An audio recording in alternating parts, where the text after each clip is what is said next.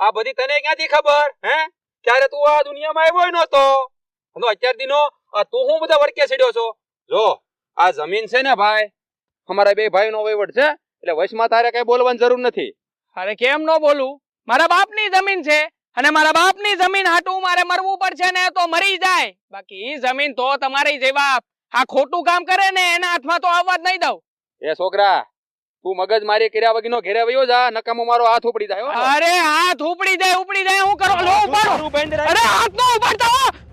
અરે કાકા મને મારતા આવડે છે, હું ભાન ભૂલી જાય.